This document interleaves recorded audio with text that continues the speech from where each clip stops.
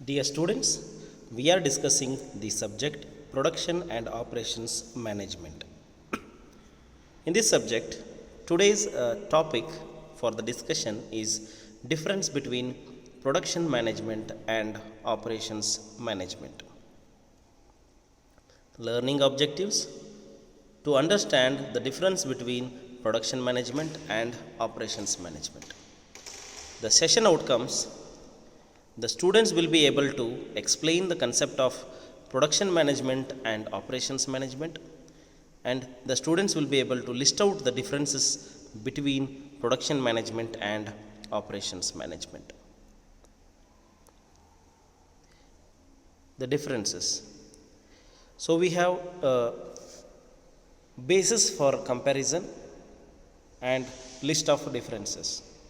So ನಾವು ಯಾವ ಆಧಾರದ ಮೇಲೆ ಪ್ರೊಡಕ್ಷನ್ ಮ್ಯಾನೇಜ್ಮೆಂಟ್ ಮತ್ತು ಆಪ್ರೇಷನ್ಸ್ ಮ್ಯಾನೇಜ್ಮೆಂಟ್ ನಡುವೆ ಡಿಫ್ರೆನ್ಷಿಯೇಟ್ ಮಾಡ್ತೀವಿ ಅನ್ನೋದಕ್ಕೆ ಬೇಸಿಸ್ ಫಾರ್ ಕಂಪ್ಯಾರಿಸನ್ ಅಂತ ಆಧಾರವನ್ನು ಇಟ್ಕೊಂಡಿದ್ದೀವಿ. ಆ ಆಧಾರದ ಮೇಲೆ ನಾವು ಡಿಫ್ರೆನ್ಷಿಯೇಷನನ್ನು ಮಾಡೋಣ. So on the basis of meaning we say production management connotes means the administration of the range of activities belonging to the creation of the products. So it mainly focuses on the products.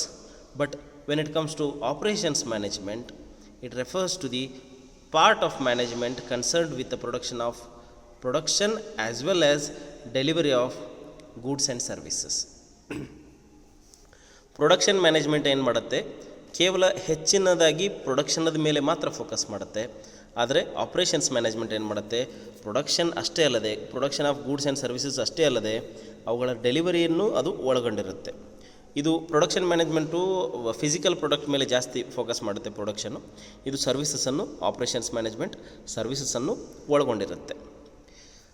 On the basis of decision making, the related to the aspects of production and operations management, the related to the regular business activities. So production management production ಆಸ್ಪೆಕ್ಟ್ಸ್ಗೆ ಮಾತ್ರ ಸಂಬಂಧಪಟ್ಟಂಥ ಡಿಸಿಷನ್ಸ್ಗಳನ್ನು ತೆಗೆದುಕೊಳ್ಳುತ್ತೆ.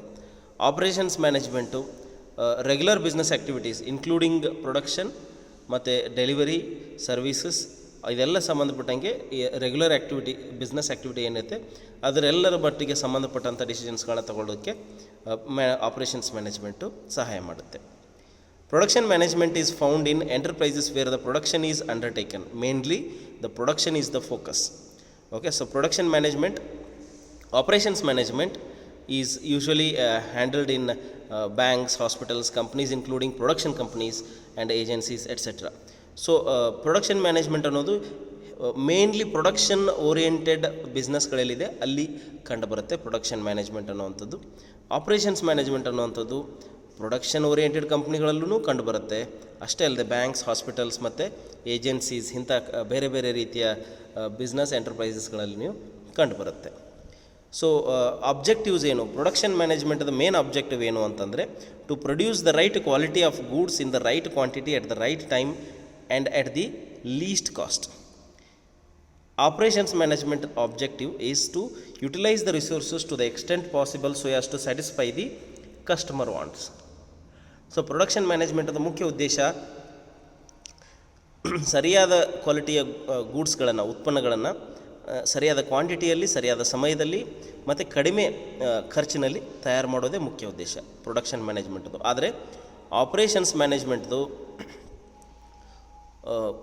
ಮುಖ್ಯ ಉದ್ದೇಶ ಏನಪ್ಪ ಅಂದರೆ natural resources ಏನಿರುತ್ತೆ ಅದನ್ನು ಮ್ಯಾಕ್ಸಿಮಮ್ ಪಾಸಿಬಲ್ ಎಕ್ಸ್ಟೆಂಟ್ಗೆ ಯುಟಿಲೈಸ್ ಮಾಡ್ಕೊಳ್ಳೋದು, ಆಮೇಲೆ ಕಸ್ಟಮರ್ ನೀಡ್ಸ್ ಆ್ಯಂಡ್ ವಾಂಟ್ಸ್ಗಳನ್ನು ಸ್ಯಾಟಿಸ್ಫೈ ಮಾಡೋದು.